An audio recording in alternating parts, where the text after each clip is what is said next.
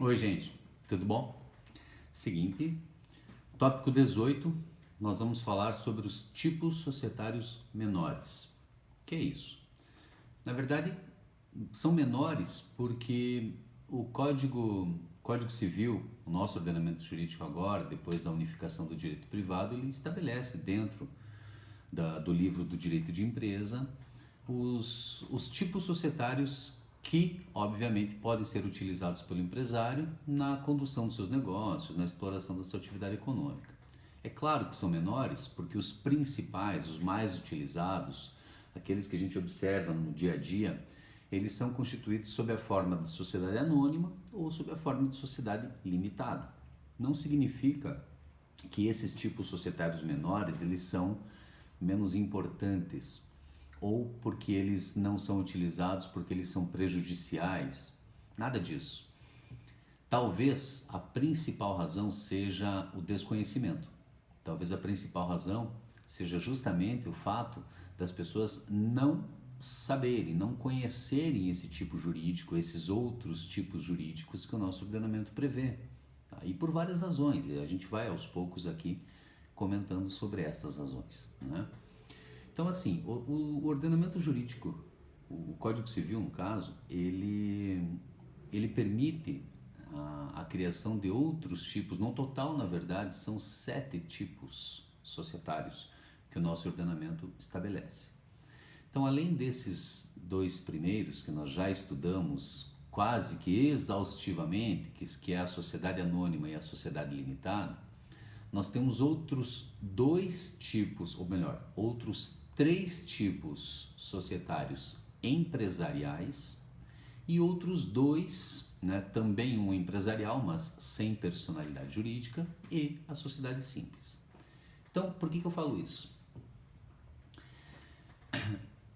A sociedade limitada e a sociedade anônima, elas obviamente são constituídas para a exploração de uma atividade econômica e são registradas na junta comercial, né, onde dá-se, né, o nascimento, o início dessa personalidade jurídica.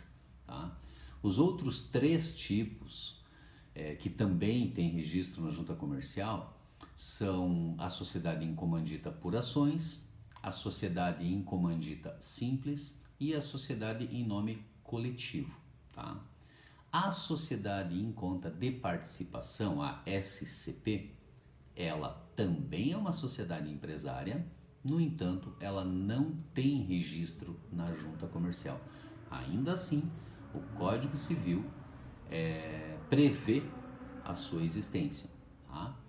E por fim, um outro tipo societário que é a sociedade simples. Essa sociedade não é empresária, né? Não tem sequer registro na junta comercial, mas é sim um tipo societário que inclusive serve de regra geral para os demais tipos societários do Código Civil, salvo, obviamente, as sociedades por ações que são regidas por lei própria, 6404 de 76. Tá?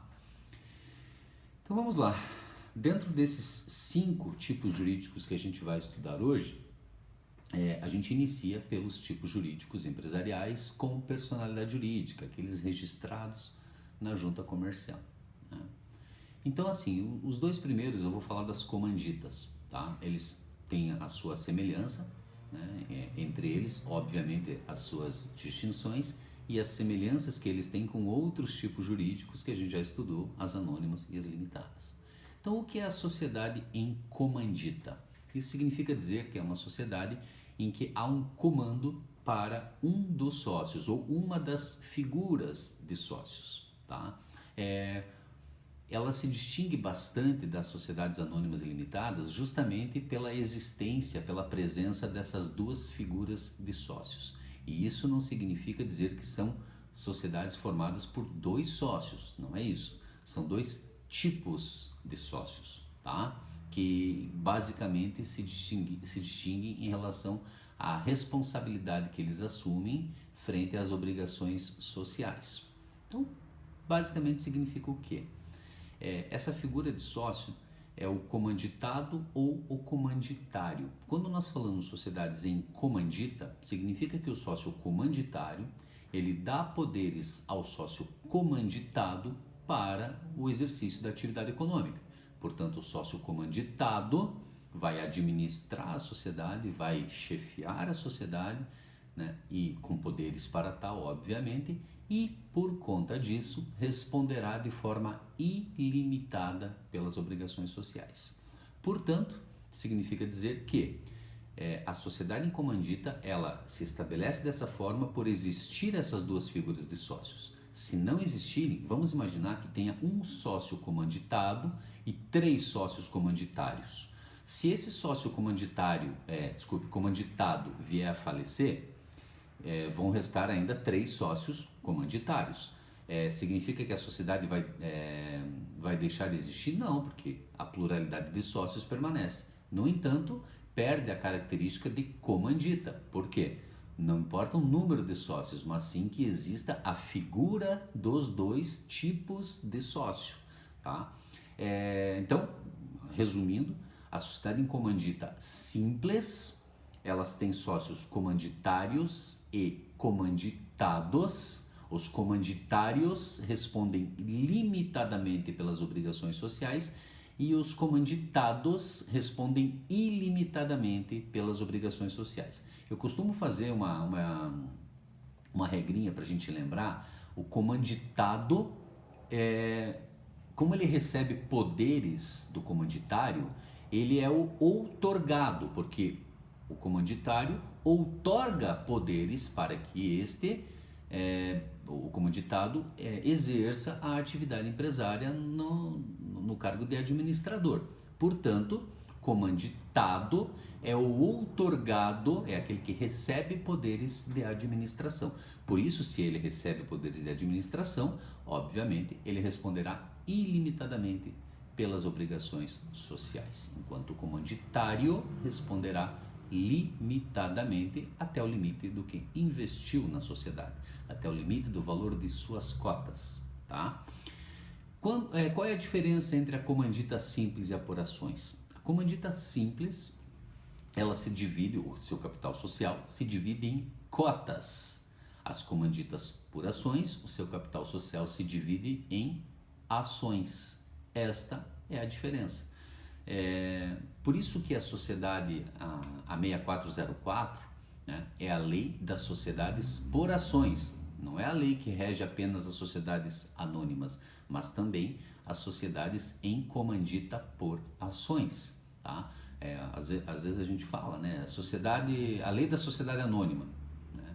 Mas na verdade o nome da lei é a lei das sociedades por ações, ou também chamada lei do anonimato, tá? Que rege também as sociedades em comandita por ações. Portanto, a diferença entre a comandita simples e a por ações é como o seu capital social se forma, né? As comanditas simples se formam por cotas e as sociedades por ações, as comanditas por ações, se formam por ações. Portanto, o sócio da comandita simples se chama cotista e o sócio da sociedade em comandita por ações se chama acionista, tá? E a semelhança, obviamente, é a existência dessas duas figuras de sócios, que são os sócios comanditados, que respondem ilimitadamente, e os sócios comanditários, que respondem limitadamente.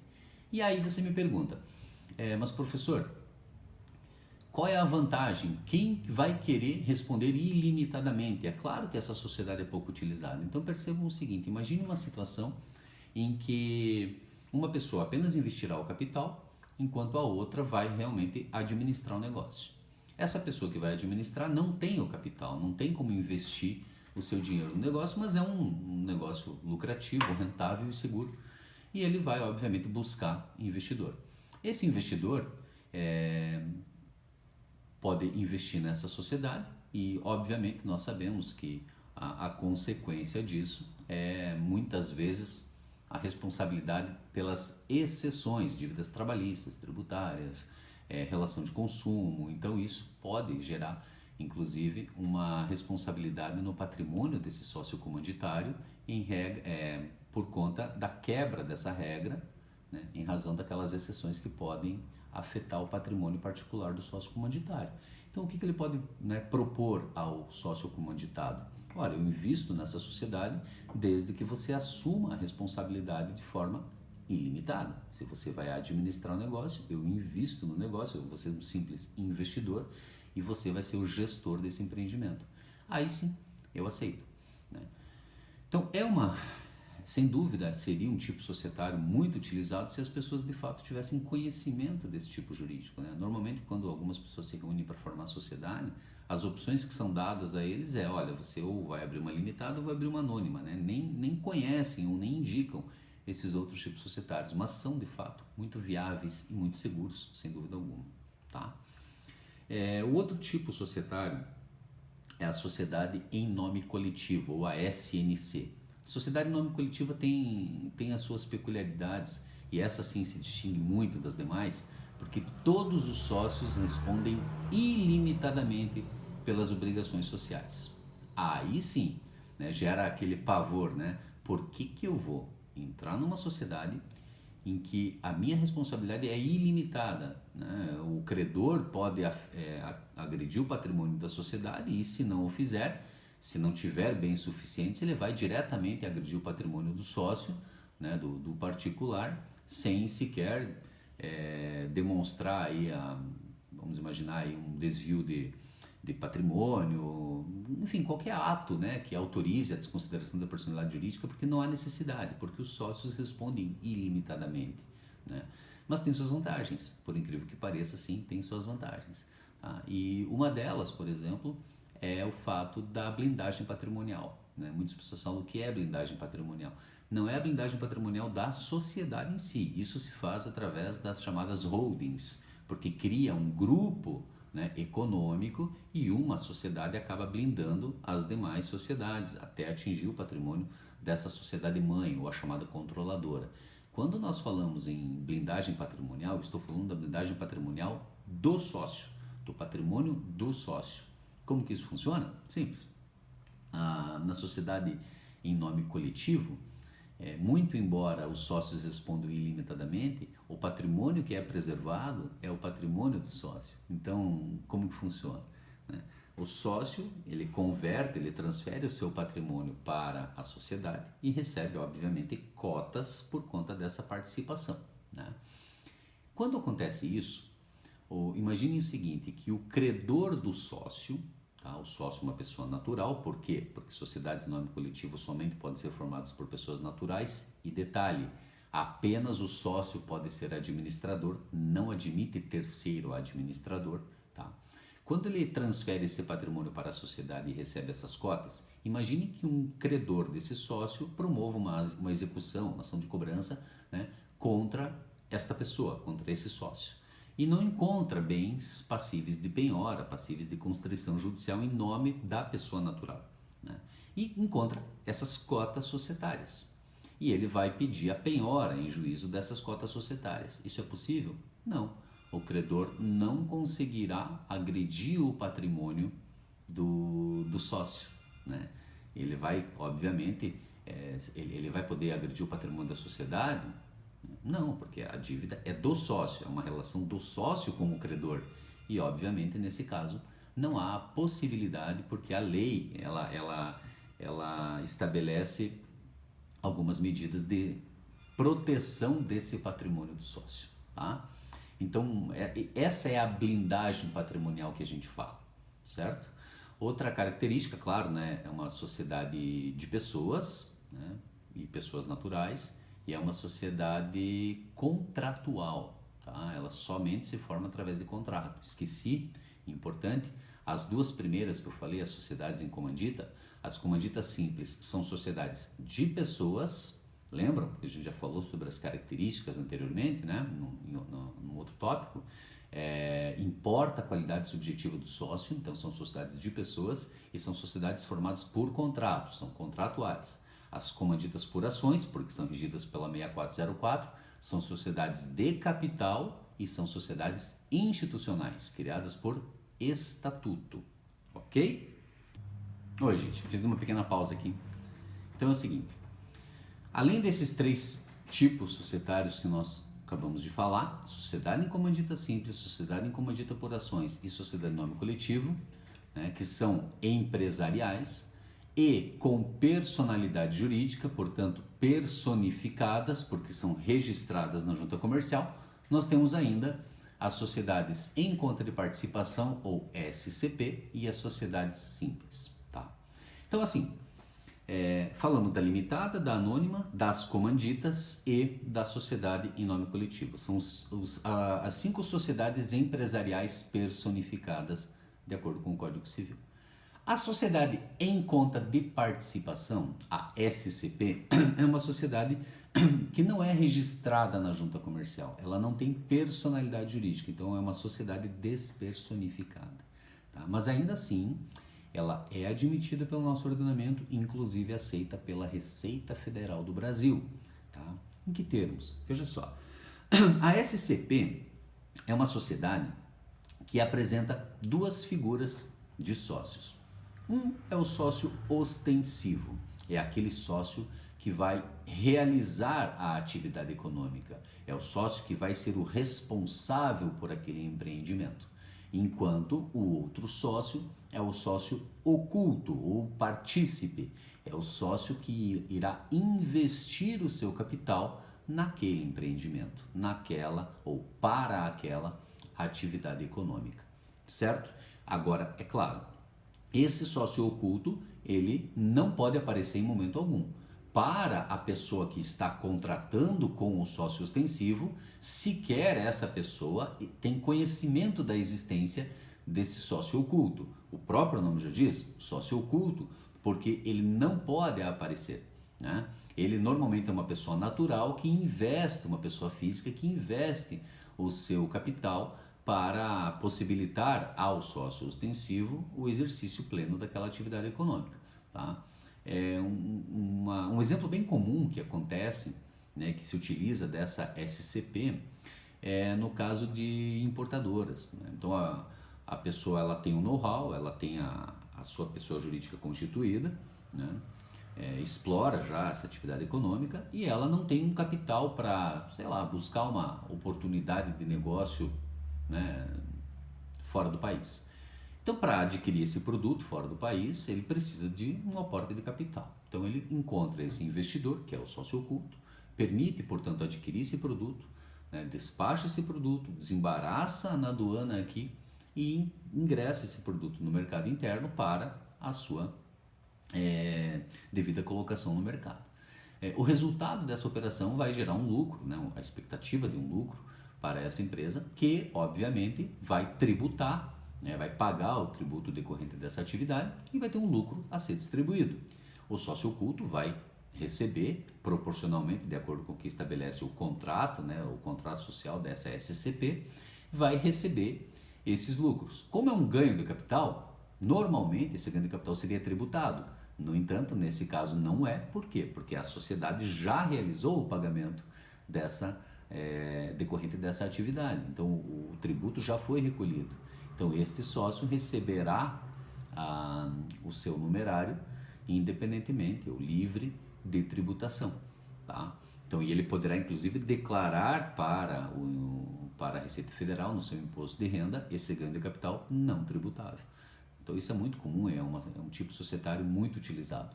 No entanto, as pessoas não sabem. Por quê?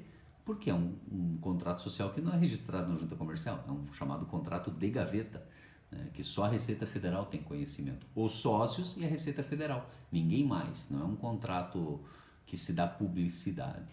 Né? Então por isso a SCP, muito embora seja uma sociedade pouco conhecida, no sentido de você não saber da existência dela, ela sim é um expediente muito comum de se utilizar.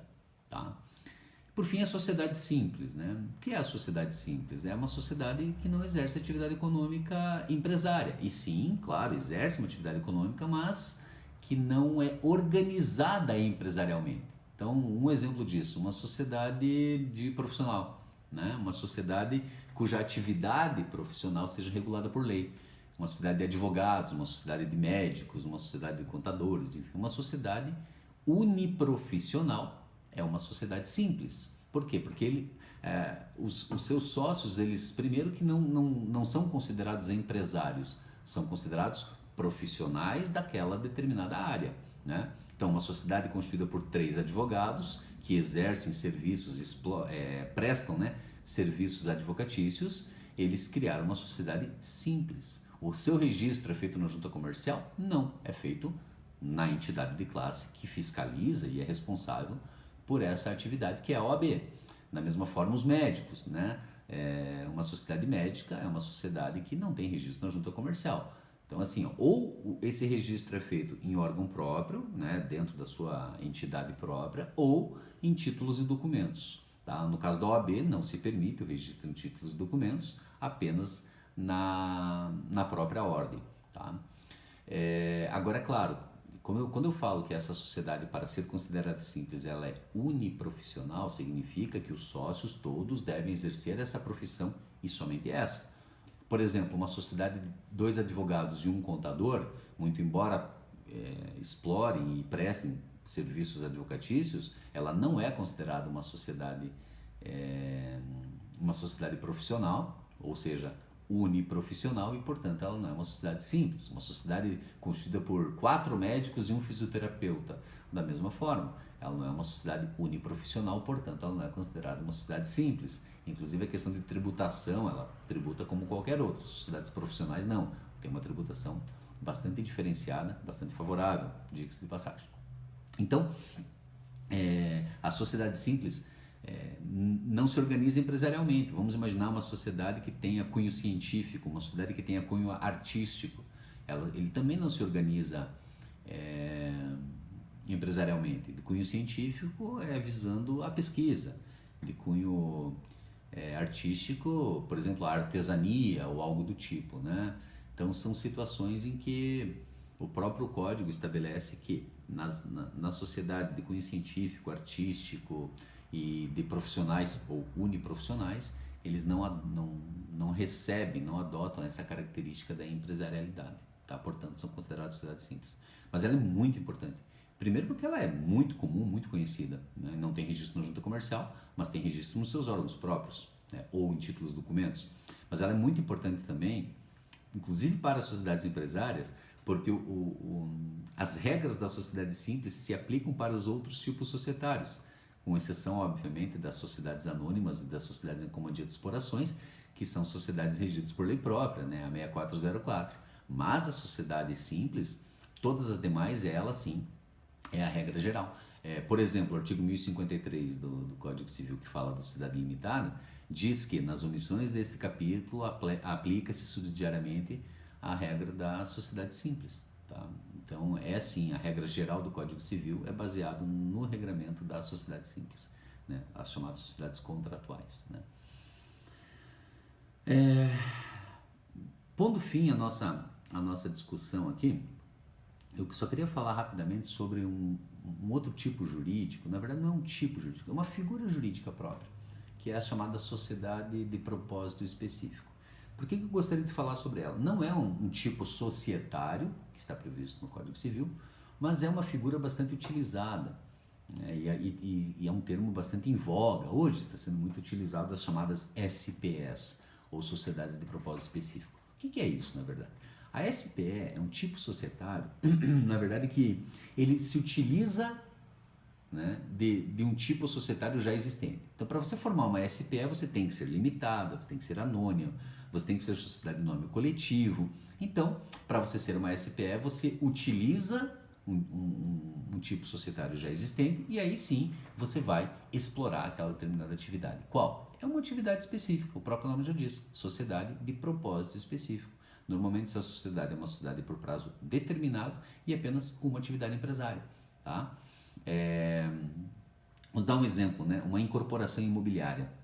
Uma pessoa integraliza o patrimônio com uma área de terras e o outro integraliza o patrimônio com o quê? Com maquinário, com o próprio know-how e tudo mais, né? Que já é uma incorporadora, por exemplo.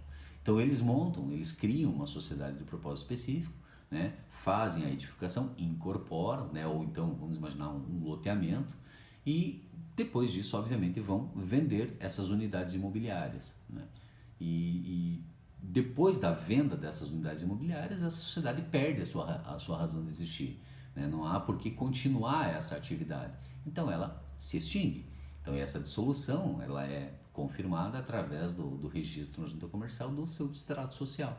Então é uma sociedade muito comum, né, da gente observar, só que ela não tem esse nome, sociedade de propósito específico, muito embora ela seja uma sociedade de propósito específico, ela se constitui através de um tipo jurídico, né, de uma sociedade já existente no nosso ordenamento, né.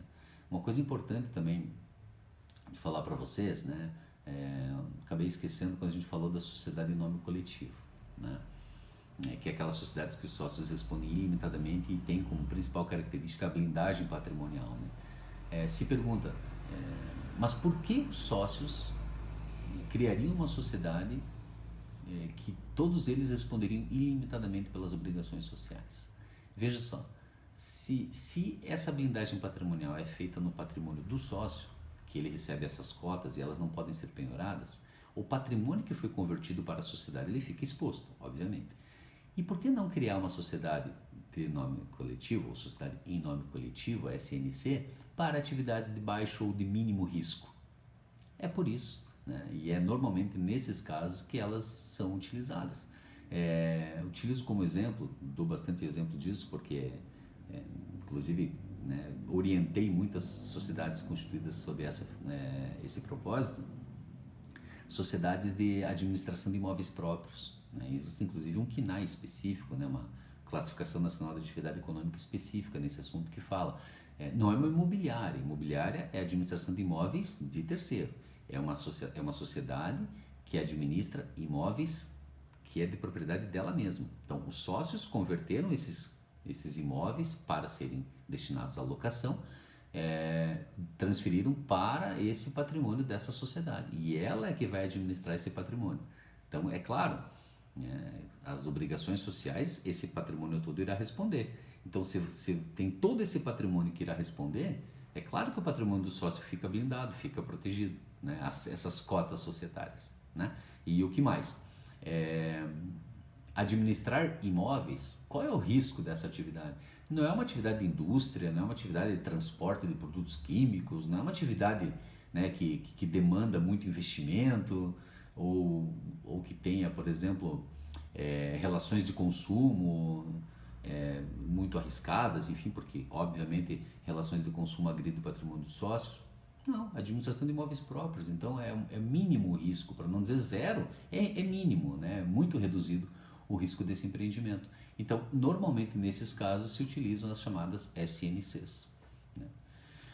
Basicamente é isso, né? Então estamos encerrando o nosso tópico 18, resta um apenas, que é o tópico que trata das operações societárias de maior complexidade, fusão, cisão, incorporação, transformação, para, enfim, encerrar o nosso conteúdo de Direito Empresarial 2.